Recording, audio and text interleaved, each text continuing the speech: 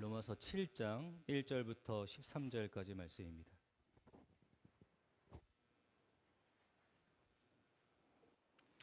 (1절부터) (13절까지) 말씀을 교독하도록 하겠습니다.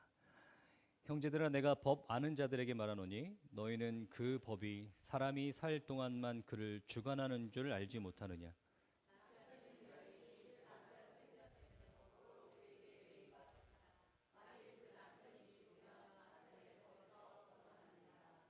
그러므로 만일 그 남편 생전에 다른 남자에게 가면 음녀라. 그러나 만일 남편이 죽으면 그 법에서 자유롭게 되나니 다른 남자에게 갈지라도 음녀가 되지 아니하느니라.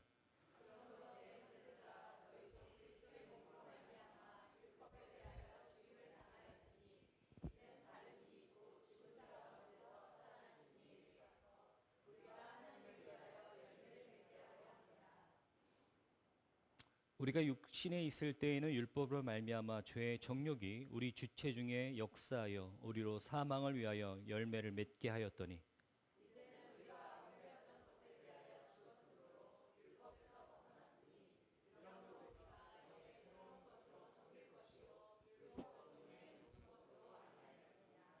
그런즉 우리가 무슨 말을 하리요? 율법이 죄냐? 그럴 수 없느니라. 율법으로 말미암지 않고는 내가 죄를 알지 못하였느니, 곧 율법이 탐내지 말라 하지 아니하였더라면 내가 탐심을 알지 못하였으리라.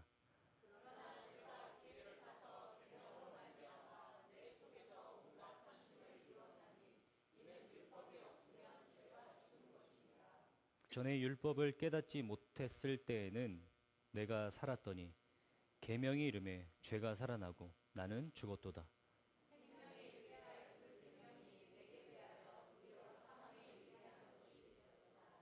죄가 기회를 타서 계명으로 말미암아 나를 속이고 그것으로 나를 죽였는지라.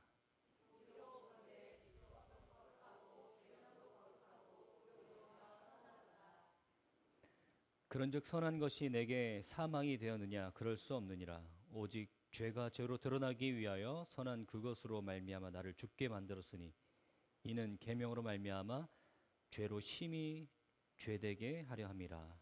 아멘.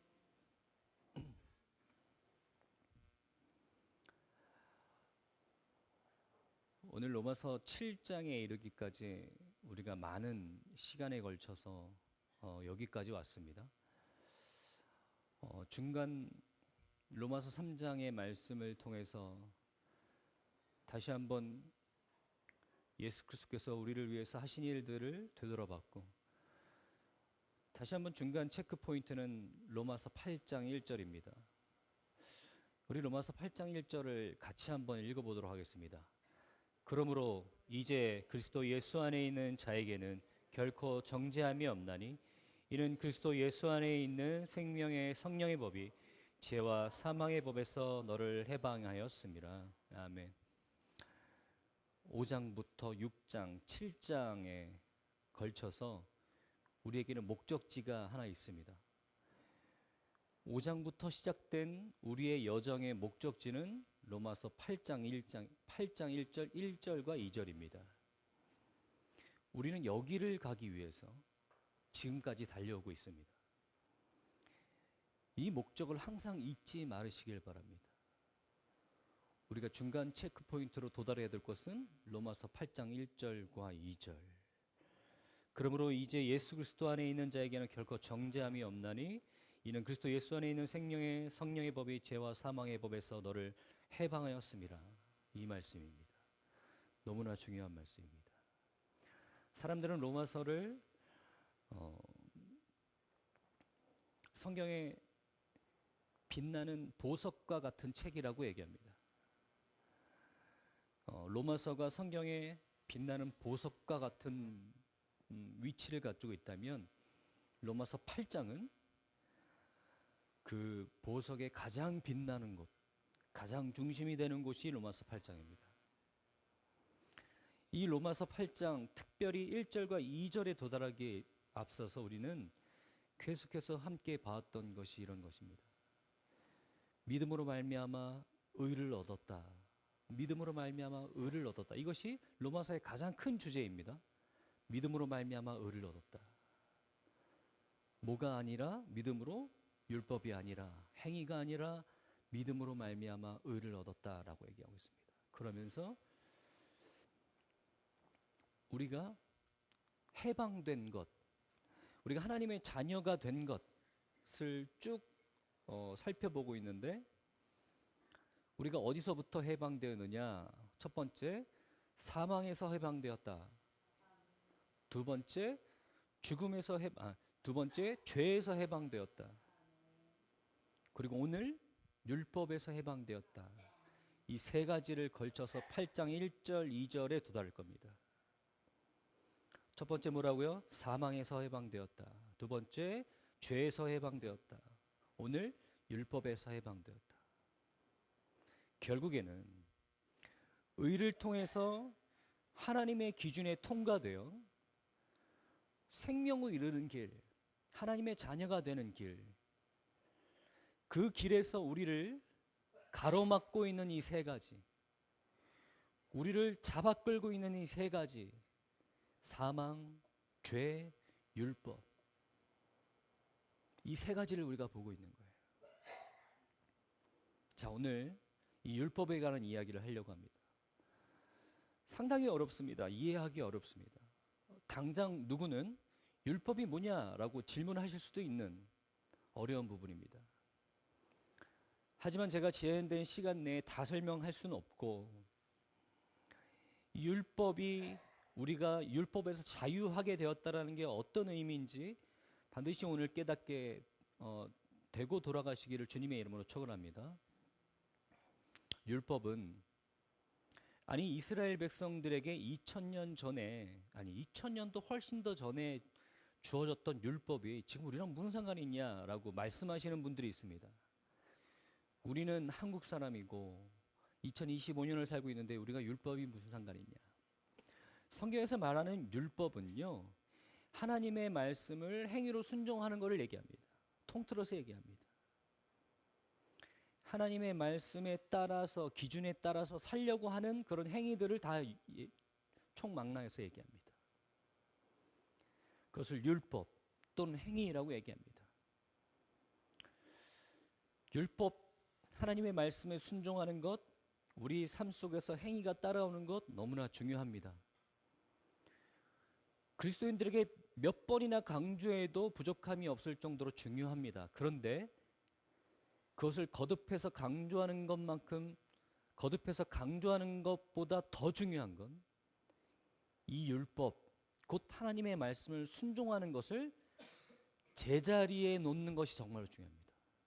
제자리에 놓는 것, 정말로 필요한 자리에 넣는 것이 정말로 중요하지, 아무데나 놓고 이것이 중요하니까 이대로 살아라고 얘기하는 것은 오히려 우리를 율법주의, 행위주의 신앙으로 끌고 가기에 정말로 중요한 장애물이 됩니다.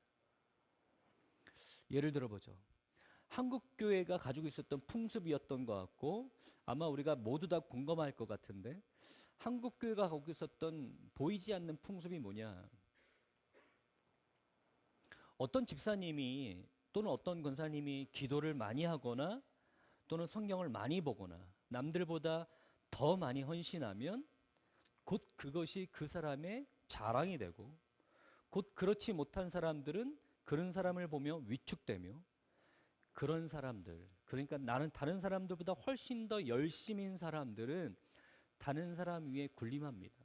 자랑합니다.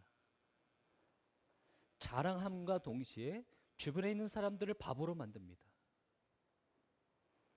잘못된 사람들, 신앙이 없는 사람들로 만듭니다. 이것이 율법주의가 교회 안에 들어왔을 때 가장 잘 드러나는 모습입니다. 여러분의 자랑은 뭡니까? 여러분의 자랑은 뭡니까? 한국 교회는 줄곧 이런 것들이 자랑이 되어 왔습니다. 얼마나 많이 내 행위를 채우고 있나, 내 신앙생활에. 그런데 그 자랑은 곧 다른 사람들을 그 행위의 잣대로 비추고 또는 깔아내리기도 하고 무시하기도 합니다. 다른 사람보다 자기가 위에 올라갑니다. 그러면서 그런 사람들 입에서 나오는 간증들은 다 뭡니까?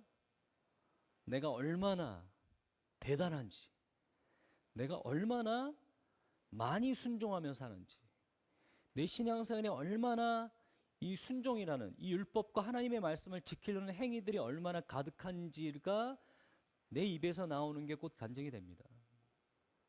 그런데요, 정말로 하나님의 자녀가 되어 하나님의 은혜를 깊이 깨닫고 그 안에 성령님께서 살아계시고 성령님으로 말미암아 사는 크리스찬들은 과연 그렇지 않습니다. 과연 그것들로 자랑하지 않습니다. 그것들이 내 자랑이 되지 하지 않습니다. 그런 것들로 내 신앙을 증명하려고 하지 않습니다. 그렇다면 어떤 것들로 자기의 신앙생활을 증명하는 것이 정말로 참된 신앙인이며 하나님의 은혜를 깊이 깨닫고 성령으로 말미암아 사는 사람인지 오늘 본문 말씀을 통해서 잘 한번 깨달아 보시길 바랍니다. 여러분 혹시 이런 경험 있지 않으세요? 제가 이 이야기를 당사자의 동의 없이 하긴 하는데 우리 전사님이 딱 보기에 굉장히 점잖고 젠틀하고 아주 반듯하고 그러잖아요. 근데 우리 이런 전도사님에게도 옛날에 부족했던 시절이 있었습니다. 우리 전사님이 신학교에 가겠다고 결단을 했습니다. 어렵게 결단했습니다. 제가 또 재차 묻기도 했고요. 결단했습니다. 그래서 그렇게 하기로 결정을 했는데 고3 여름방학 정도였던 것 같아요. 제가 그래서 고등학교 때부터 예배와 교회를 섬기도록 이렇게 헌신을 시켰는데 수요 예배 기타 반주를 맡겼는데 깜빡하고 그날 수요 예배일인지 모르고 예배를 못 나온 거예요. 그러다 보니까 이제 제가 막 난리를 쳤죠. 전사님한테. 어떻게 그럴 수 있느냐? 왜 안 나왔냐? 그랬더니 까먹었다라는 거예요. 그래서 제가 잘 기억은 안 나지만 뭐라 했던 것 같습니다. 뭐라 했을 거예요. 그때 당시에. 그랬더니 우리 전사님이 그 길로 도망을 갔어요. 한 달이요? 대학교 1학년 때, 고1 때. 그 길로 도망을 갔어요. 정말로 도망을 갔어요. 제가 기억하기로는 한 3개월 정도를 교회를 안 나왔어요. 맞죠? 3개월을 안 나왔어요. 근데 저는 그 심정이 이해는 됩니다. 이해는 돼요. 아마 저 같은 그때 당시 또 더 저는 그랬으니까 저 같은 사람들에게 그 같이 일을 하면서 사역을 하면서 그런 나름대로 치명적인 실수를 저질렀다고 생각하면 아마 누구라도 도망가고 싶었을 거예요. 회복 탄성력이라고 합니까? 아마 우리 전사님은 그때는 뭐 믿음도 없고 또 어렸을 때라 좀 그런 것들이 부족했던 것 같은데 여러분들 혹시 어떠세요? 여러분들 신앙생활에 회복 탄성력 있으십니까? 우리가 살다 보면 남한테 말하기 힘든 정도의 치명적인 실수를 저지를 때가 있습니다. 내가 신앙생활에 걸맞지 않을 정도의 그런 어이없는 넘어짐이라든지 실수를 할 때가 있습니다. 그럴 때 여러분 어떻게 하십니까? 뭐 그 실수를 나 혼자만 알게 됐다면 상관없는데 공공연하게 좀 드러났다고 생각해 보십시오. 아니면 누군가로 하여금 뼈아프게 지적받았다고 생각해 보십시오. 여러분 우리도 사실 나이가 있어서 그렇지 도망가고 싶지만 그렇지 못할 때가 있고 그죠? 사실 우리 신앙생활의 회복 탄성력이 얼마나 있는지 좀 생각해 보면 저부터도 좀 부끄럽습니다. 만약에 내가 어떤 치명적인 실수를 저질렀다면 내가 다시 아무렇지도 않게 신앙생활을 할 수 있을까? 여러분 이 율법으로 말미암아 신앙생활하는 사람들이 교회 안에도 있습니다. 그리고 하나님의 은혜로 말미암아 신앙생활하는 사람들도 있습니다. 팀켈러 목사님이 이 부분을 대해서 꼬집으면서 이 교회 안에서 우리는 인정해야 된다. 같은 성도로 보이지만 어떤 사람들은 율법으로, 어떤 사람은 하나님의 은혜로 신앙생활하는 사람들이 이 교회 안에 다 존재하고 있다. 그런데 어디서 드러나느냐? 넘어졌을 때, 실수를 저질렀을 때, 말하기 부끄러울 정도로 치명적인 실수를 저질렀을 때, 은혜 안에 있는 사람들은요, 다시 일어날 힘이 있습니다. 다시 일어날 힘이 있어요. 일어나서 다시 툭툭 털고 그 길을 갑니다. 근데 율법으로 말미암아, 자기의 행위로 말미암아 신앙생활하는 사람들은요, 그 길로 도망갑니다. 일어나지 못해요. 왜 그렇습니까? 지금까지 내 행위로 서 있었기 때문에, 내가 하였던 일들 때문에 내가 이렇게 서 있었단 말이에요. 그게 내 신앙생활의 근거입니다. 그런데 그게 우리도 부족한 인간이기 때문에 어느 순간 넘어질 때 일어날 힘이 없습니다. 은혜로 사는 사람들은요, 일어날 힘도 있고 또 어떻습니까? 자기의 부족함, 자기의 실수, 자기의 연약함, 다른 사람들에게 잘 고백합니다. 얼마든지 이야기할 수 있습니다. 그런데 율법으로 말미암아 사는 사람들은요, 자기의 부족함과 실수 다른 사람한테 절대로 드러내지 않습니다. 그런 것들은 다 위장한 채 자기가 잘하고 있는 것만 다른 사람들 앞에서 내세웁니다. 근데 은혜로 말미암아 사는 사람들, 하나님의 은혜로 오늘 사시고 신앙생활 하시는 사람들은요, 자기의 치부와 실수와 부족함과 연약함 잘 드러낼 줄 압니다. 고백할 줄 알고 간증할 줄 압니다. 제가 하나님을 모를 때, 하나님의 은혜를 경험하지 못할 때 제 인간 황도의 모습이 어땠냐면, 친한 친구에게도조차도 제 자신을 오픈하지 못하는 사람이었어요. 그래서 저랑 어느 정도 친해지면 그 사람들이 동일하게 나한테 어떤 섭섭함을 토로하냐면, 너는 왜 너 얘기 안 하냐 이거예요. 너는 왜 너 얘기 안 해? 못하죠. 자존심이 상하고 그런 걸 드러냈다가는 다른 사람들이 나한테 실망할 것에 대해서 두렵기 때문에 못하죠. 근데 하나님의 자녀가 되고 하나님의 은혜를 경험한 지금은요, 얼마든지 오픈할 수 있습니다. 얼마든지 내 자신을 꺼내서 사람들한테 이야기할 수 있습니다. 여러분은 어떠십니까? 여러분 혹시 나눔과 교제의 시간에 여러분의 신앙의 자랑을 꺼내놓기 바쁘십니까? 아니면 나의 부족함들, 나의 약함들 서스럼 없이 다른 사람들과 나누며 이야기할 수 있으십니까? 지난주 2주 전에요, 제 친구 이준영 목사님께서 2부 예배 때 오셔서 설교하셨습니다. 저는 그분의 설교를 들어본 적은 없어요. 근데 제가 그분의 성품을 잘 알기 때문에, 예수님 닮은 성품을 잘 알기 때문에 그분을 초청해서 설교를 맡겨드렸는데, 아니나 다를까 정말로 자기의 그런 부족함과 고민들과 자기의 그런 신앙의 위기들을 서스럼 없이 나와서 설교하면서 이야기하더라고요. 여러분, 그런 신앙인들이, 그런 크리스찬들이 하나님의 은혜 아래 사는 사람들입니다. 여러분, 성경은 묻습니다. 법 아래 있느냐, 은혜 아래 있느냐? 법 아래 있는 사람들, 여전히 법 아래 있는 사람들은 사람들한테 자기를 자랑하기 바쁘고 사람들을 평가하기 바쁩니다. 하지만 은혜 아래 있는 사람들은 다른 사람도 품을 수 있고 또 자기 자신도 품을 수 있어서 자기 자신의 고민과 부족함 얼마든지 내려놓을 수 있습니다. 오늘 로마서 7장은요, 이 비유를 어떻게 얘기하냐면 남녀간의 혼인의 비유에서 이야기합니다. 가부장적이었던 고대 사회, 우리도 꽤 과부장적인 그런 사회를 겪었는데요. 그때 당시 고대 사회는 훨씬 더 가부장적인 사회입니다. 그러니까 남편이 아내 우위에 있는 정도가 아니라 아내는 그냥 남편의 소유물입니다. 그래서 아내에게 있는 모든 소유권은 남편이 다 주장하고 있는 거예요. 그러니까 이 혼인 관계에 대해서 비유하면서 얘기합니다.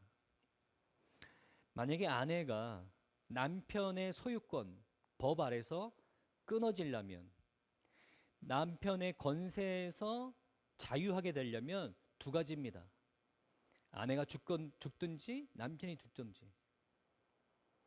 그러니까 자기가 죽든지 남편이 죽든지 이 둘 중에 하나여만 그 남편의 권세에서 자유할 수 있었습니다. 그래서 성경은 얘기하죠.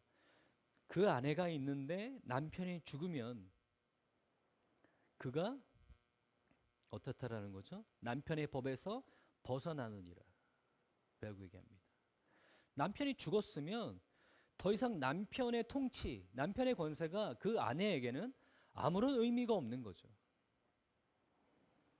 마찬가지로 율법도 마찬가지라는 겁니다. 4절 한번 보시겠습니다. 그러므로 내 형제들아 너희도 그리스도의 몸으로 말미암아 율법에 대하여 죽임을 당하였으니 이는 다르니 곧 죽은 자 가운데서 살아신 이에게 가서 우리가 하나님을 위하여 열매를 맺게 하려 함이라. 율법에 대하여 죽임을 당했다라는 거예요. 남편이 죽어서 그 아내가 남편의 권세에서 자유하게 된 것처럼 율법에 대해서 죽임을 당했다. 율법은 어떤 이유로든 우리에게 법적인 영향권을 행사하지 못한다라는 겁니다. 여러분 하나님의 자녀가 되셨습니다. 여러분 믿으십니까? 하나님의 자녀가 되셨다라는 거예요. 여러분 하나님의 자녀가 되셔서 하나님은 여러분의 아버지가 되시고 여러분의 부모가 되셔서 여러분을 향한 계획과 여러분을 향한 큰 뜻을 갖고 계십니다. 여러분 만약에 하나님께서 여러분에게 하나님의 말씀을 주셔서 너 그 말씀을 지키지 않으면 탈락시켜 버릴 거야. 쫓아내 버릴 거야. 라고 얘기한다면 그것은 자녀가 아니죠.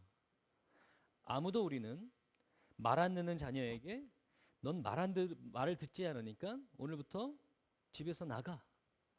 오늘부터 내 아들이 아니야. 라고 얘기하지 않습니다. 말을 듣지 않아도 또는 그 자녀가 잘못된 길을 갖고 있어도 그 부모는 자녀에 관한 사랑이 변하지 않고 그 자녀가 돌아오기를 부모의 사랑하는 마음으로 기다리고 있습니다. 여러분 율법은 하나님께서 주신 하나님의 법도입니다. 하지만 예수 그리스도로 말미암아 그 율법의 요구를 완성하신 하나님께서 그 율법을 통하여서 우리를 인도하시고 양육해 가시는 계획을 갖고 계십니다. 그것은 더 이상 우리가 법 아래에 있지 않고 은혜 아래에 있으므로 하나님의 자녀된 신분으로 그 율법이 우리에게 요구되어지고 있다는 겁니다.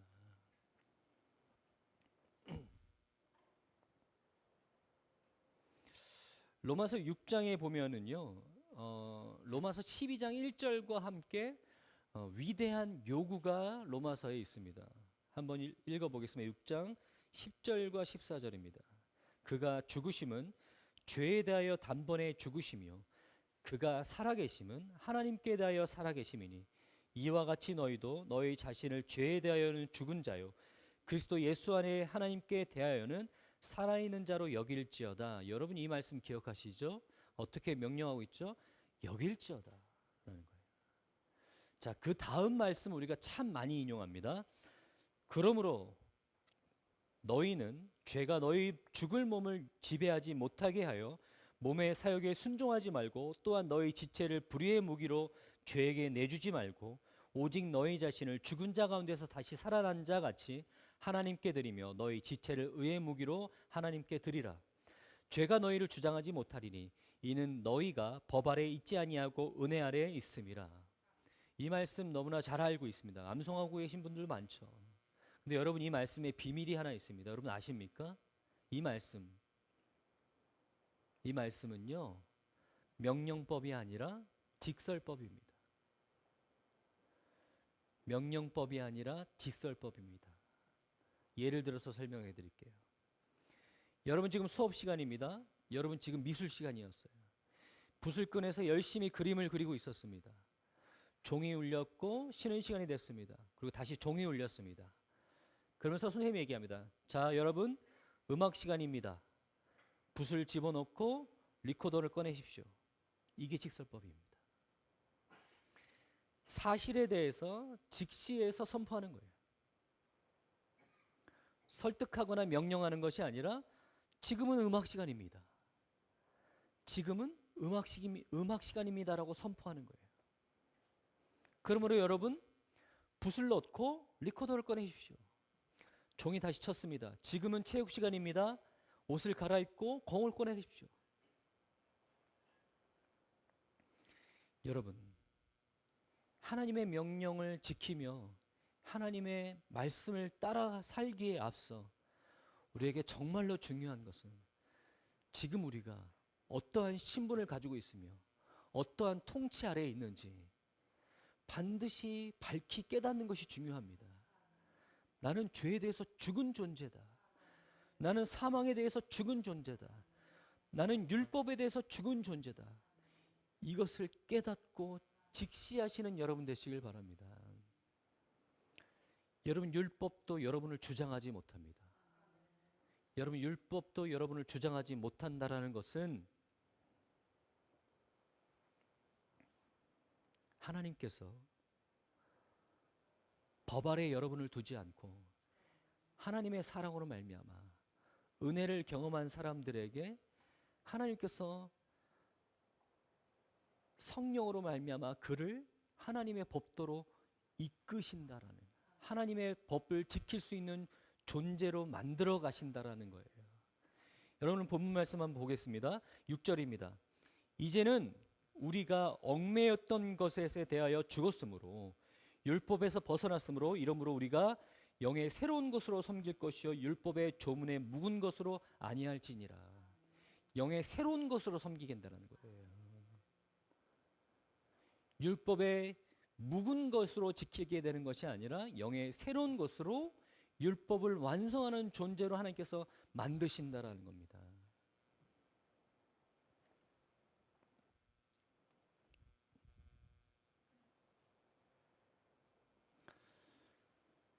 여러분 더 이상 율법은 우리에게 어떤 속박, 어떤 것도 얽매이게 하지 못합니다.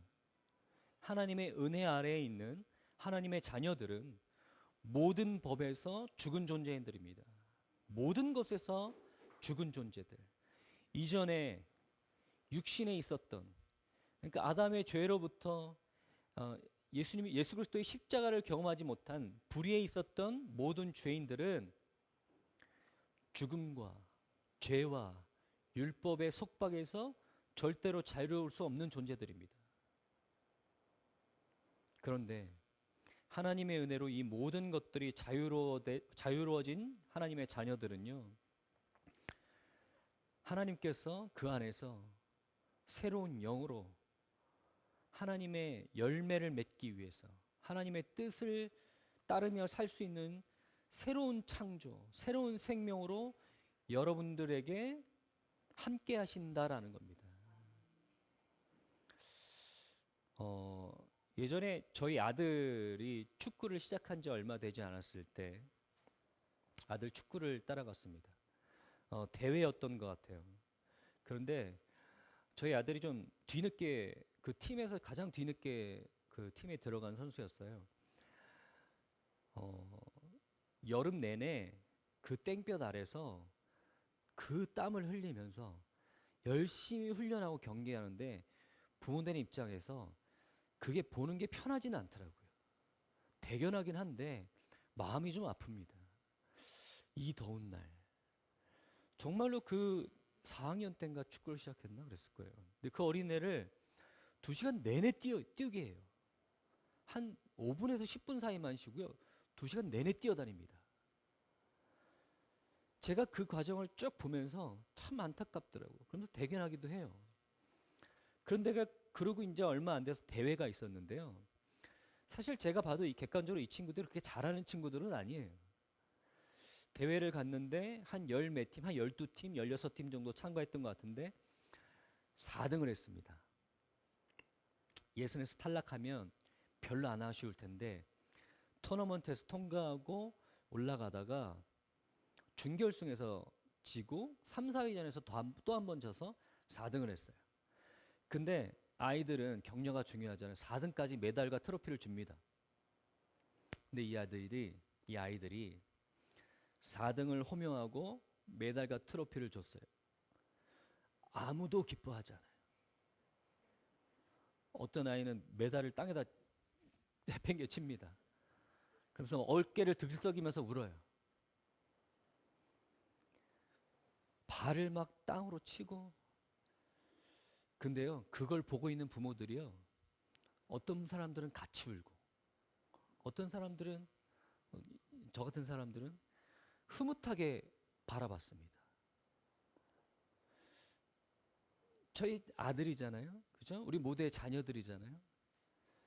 4등 한 게 중요한 게 아니라 그 시간 동안에 그들이 얼마나 노력했으면, 사실 16개, 12팀 중에 4등이면 잘한 거 아닙니까? 아쉬운 거예요. 열심히 했으니까 아쉬운 거예요. 얼마나 노력했으니까 그 순위가 아쉬운 거예요. 그 마음이 전해지니까요, 참 보는데 마음이 따뜻해지더라고요. 아, 정말 대단하더라고요. 여러분, 저는 저의 그 감정을 생각하면서 오늘 하나님의 마음을 좀 대변해 보려고 합니다. 여러분, 열심히 신앙생활하고 계시죠? 하나님의 뜻을 따르기 위해서 날마다 피 흘리기까지 싸우시고 순종하십니다. 그러다가 넘어지실 때, 실수하실 때, 신앙인이라고 하기 부끄러울 정도로 치명적인 실수를 저질렀을 때, 나조차도 나를 용서할 수 없는 그런 잘못을 저질렀을 때, 죄를 지었을 때 숨어버리시거나 도망가시거나 그러시는 분들이 있어요. 근데요, 하나님 아버지는 어떻게 보실까요? 하나님 아버지는 어떻게 보실까요? 내가 거룩함을 이루지 못하고 나의 약함과 부족함 때문에 넘어져서 울고 있을 때, 원망하고 좌절하고 있을 때 하나님 어떻게 보실까요? 여러분, 저희가 성역 공부하다가 이런 말씀을 함께 봤습니다. 고린도후서 5장 4절부터 6절인데요. 4절부터 5절입니다. 같이 한번 읽도록 하겠습니다. 참으로 이 장막에 있는 우리가 짐진 것 같이 탄식하는 것은 벗고자 함이 아니요 오히려 덧입고자 함이니 죽을 것이 생명에 삼킨 바 되게 하려 함이라. 곧 이것을 우리에게 이루게 하시고 보증으로 성령을 우리에게 주신 이는 하나님이시라. 아멘. 그리스도인들이 왜 탄식한다고요? 하나님께서 성령을 그들에게 주셔서 하나님의 뜻을 이루게 하기 위해서 그들의 성령이 임하시면, 그들에게 성령이 있으면 그 성령으로 말미암아 탄식하게 된다라는 거예요. 여러분 안에 그런 탄식이 있으십니까? 내가 왜 좀 더 거룩하게 살지 못했지? 왜 내가 오늘 하나님의 말씀에 좀 더 순종하지 못했지? 여러분, 이런 탄식이 있습니다. 하나님의 자녀들에게는, 하나님께서 성령을 선물로 주신 하나님의 자녀에게는 이런 탄식이 있습니다. 여러분, 바울의 탄식 한번 들어보실래요? 여러분, 이 본문 말씀은요, 많은 크리스찬들에게 혼돈을 가져온 말씀이에요. 여러분, 한번 읽어보겠습니다. 로마서 7장 21절과 23절 먼저 보겠습니다. 제가 읽겠습니다. 그러므로 내가 한 법을 깨달았노니 곧 선을 행하기 원하는 나에게는 악이 함께 있는 것이로다. 내 속사람으로는 하나님의 법을 즐거워하되 내 지체 속에 있는 한 다른 법이 내 마음의 법과 싸워 내 지체 속에 있는 죄의 법으로 나를 사로잡는 것을 보는도다. 그리고 나서 유명한 탄식입니다. 오라 나는 곤고한 사람이로다. 이 사망의 몸에서 누가 나를 건져내랴. 우리 주 예수 그리스도로 말미암아 하나님께 감사하리로다. 그런즉 내 자신이 마음으로는 하나님의 법을 육신으로는 죄의 법을 섬기노라. 여러분, 이 바울의 고백이요, 처음에 사람들에게 얼마나 충격적이었냐면 이 고백을 해석하는데 크게 둘로 나뉩니다. 이 고백은 아직 하나님을 믿지 않은 불신자의 고백이다. 아니다. 하나님을 믿는 사람의 고백이다. 여러분 어떻게 생각하세요? 어느 쪽이라고 생각하세요? 여러분 이 고백을 읽다 보면요, 이거 의아합니다. 죄의 법을 섬기노라. 나에게 악이 함께 있는 것이로다. 내 지체 속에 있는 죄의 법으로 나를 사로잡는 것을 보는도다. 이게 어떻게 신자야? 이게 어떻게 신자야? 어떻게 신자가 이런 고백을 하죠? 여러분 그러다 보니까요, 유명한 신학자는요 이렇게 얘기합니다. 이 고백은 불신자의 상태를 이야기하는 것이다라고 얘기해요. 또는 마틴 로이드 존스 같은 신학자는요, 아니다, 이것은 정확하게 신자의 상태, 정확하게 신자들이 신자였을 때 할 수 있는 고백이다 라고 얘기합니다. 마틴 로이드 존스가 이렇게 이야기하는 근거는 뭐냐면, 신자가 아니면 죄에 빠져 있는 것을 탄식할 수도 없고 하나님의 의를 이루고자 하는 욕망도 생길 수가 없다. 죄에 빠져 있는 탄식, 하나님의 의를 이루고자 하는 욕망, 이 두 가지는 하나님의 자녀에게만 있는 것이다. 그렇기 때문에 이 탄식은 분명히 하나님의 자녀가 나타낼 수 있는 탄식이다. 저도 그 말에 동의합니다.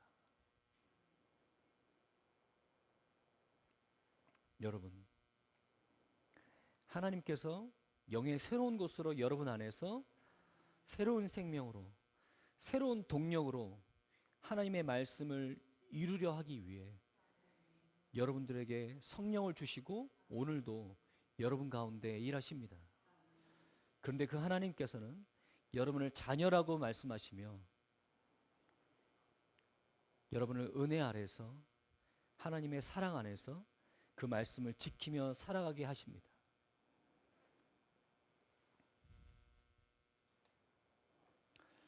여러분 그 과정 속에서 여러분이 넘어지고 여러분이 죄를 지어서 좌절하고 있을 때에도 하나님의 사랑은 변하지 않고 여러분을 다시 일어서서 여러분의 신앙생활을 다시 살 수 있도록 하십니다.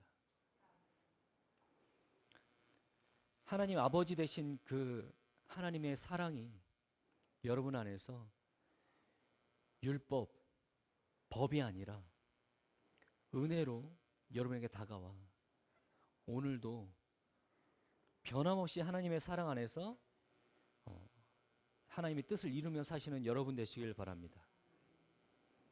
여러분 안에 탄식이 일어날 때 성령님께서 여러분과 함께 하시며 은혜 주신 것을 기뻐하시면 여러분 되시길 바랍니다. 다음 주에 우리는 로마서 8장 1절과 2절로 도달할 겁니다. 여러분 한번 보셨어요? 이렇게 시작합니다. 그러므로 이제 그리스도 예수 안에 있는 자에게는 결코 정죄함이 없다.